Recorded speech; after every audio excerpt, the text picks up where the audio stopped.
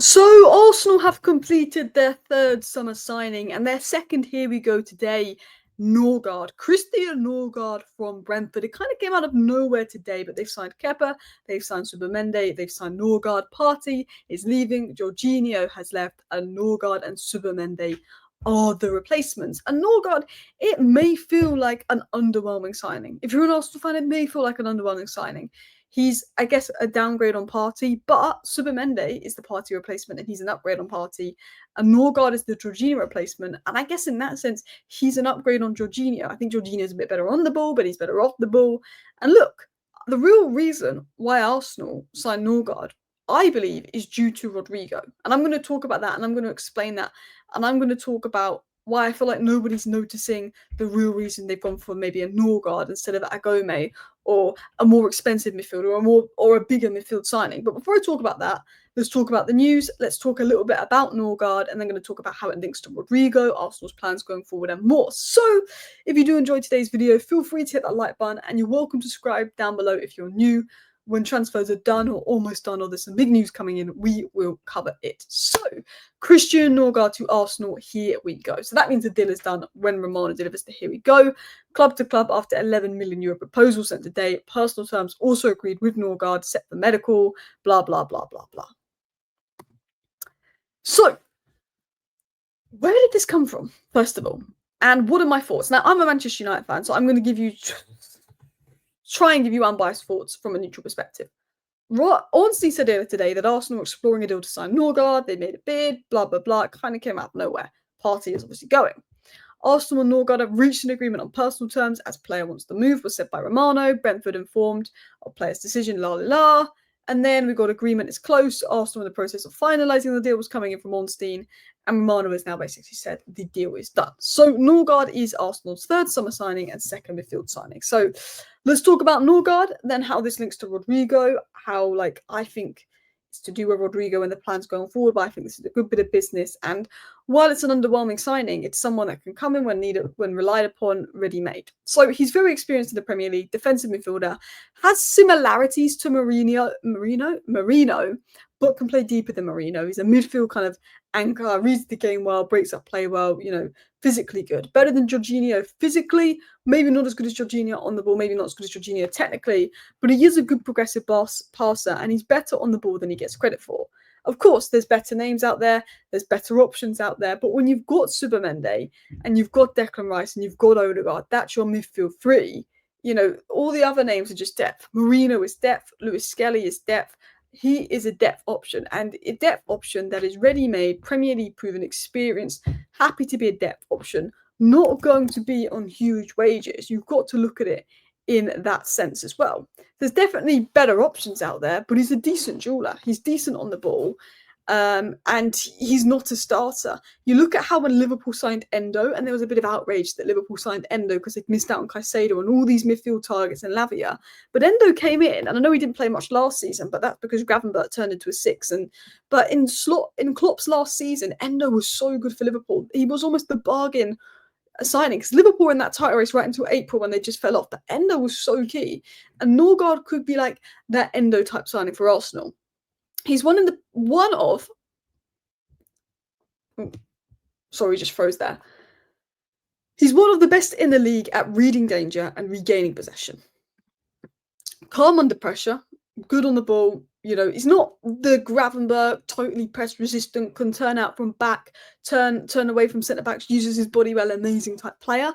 He's a backup and he's 10 million for a reason, but he's reliable, keeps the ball moving, good player, good tactically, does well with his positioning. He understands the game. And I think Arteta and Arsenal, when I look at Arsenal, they are the best team in world football. And I said this in my video earlier today, off the ball. When it comes to discipline off the ball, setting up off the ball, when it comes to rest defence, they're the best team in the world off the ball. When they have the best rest defence statistics, they 3 seasons in a row with the best defensive record in the Premier League. First and second phase off the ball, Arsenal incredible. You get to the final third, you get on the ball, you get to creativity, and that's Arsenal's biggest problem. And that's going to link to Rodrygo, because Arsenal don't need to be spending loads of money in midfield and defence. As much as Arteta wants 1 million midfielders and 1 million defenders, they need to be spending money in attack. And Norgaard unlocks the money for Rodrygo. He unlocks the money for that. I'm going to talk about that in more detail. But he's very good off the ball when he adds to the physical base, Arsenal being strong off the ball, having players that read the game well. And if Subamende struggles to adjust initially, it's not the end of the world because, okay, he can come in. Do you know what I mean? Or Rice can go to a 6 and Marina goes as an 8 and with Odegaard as the 10. Do you know what I mean? I think he wants to play Rice as an 8, hence this signing. But he's good at passing the ball. He's good at progressing the ball. It's not his natural game, but he's good at it. He's good at, set pieces. He's aerially dominant. He's physical. Arsenal, we know they're good at set pieces. We know there's a physically dominant side, and Arsenal always get the better of teams physically. That's good. He's going to improve that. Arsenal's big problem is the final third, breaking down players, and we're going to talk about why this signing is smart and how it can allow for improvement there in a second. But overall, when you look at the cost, you look at the fee, you look at, Subamende coming in to replace Partey. This is a Jorginho replacement. If you look at it as a Jorginho replacement, Subamende is the Partey replacement. It makes sense. It makes sense. So why is this signing unlocking Rodrygo? I don't think anybody's talking about this or noticing this, but I look at the whole Rodrygo situation. We'll get into the news, his price tag, the fact that Arsenal want him, they're not going to get Nico Williams. Signing Norgaard allows Arsenal to have more funds to invest in attack. Arsenal's midfield and defence is fine. It's solid. Arsenal couldn't beat PSG and they couldn't win the league because they were underperforming their XG or they weren't creating enough chances or they were struggling to break teams down because they need better players in attack. Saka is phenomenal. Havertz is good, but he's been injured. You can do better than Havertz and you can do better than Martinelli and Trossard. Rodrygo is a top-class signing.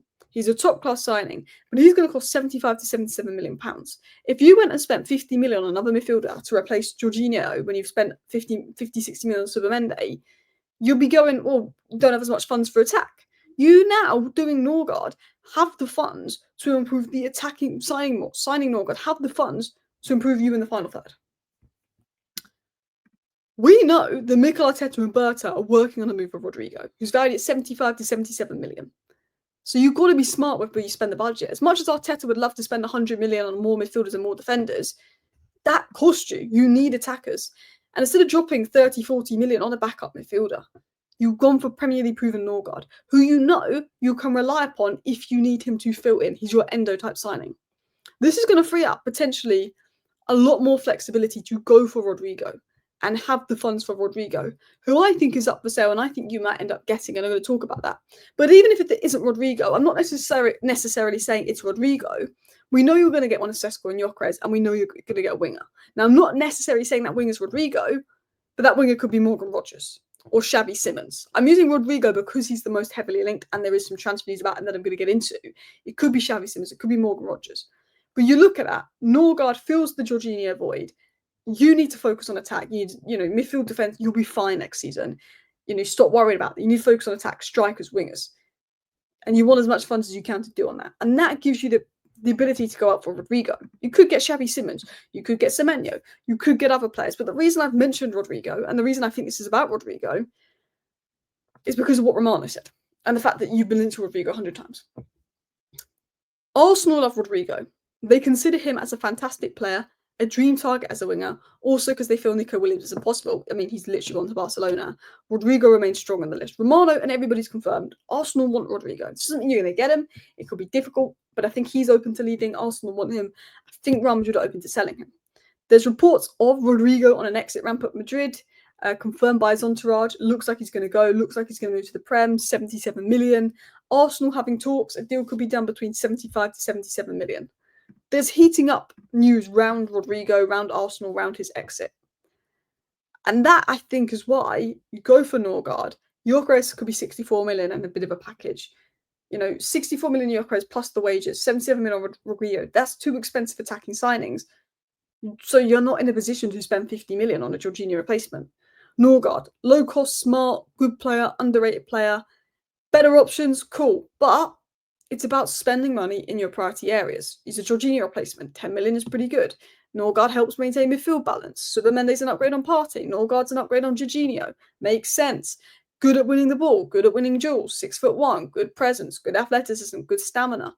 Long term, I think Lewis Skelly will become a midfielder anyway.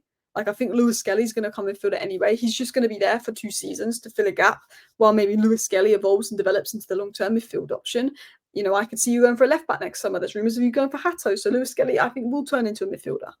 But he fits the 6 role fine. He can play higher up if needed, provides flexibility, can rotate with Rice, can rotate with Supermende, can do what you want.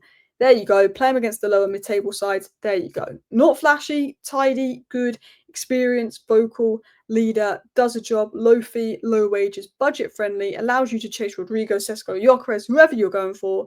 I think it's smart. Let me know your thoughts down below. Bye.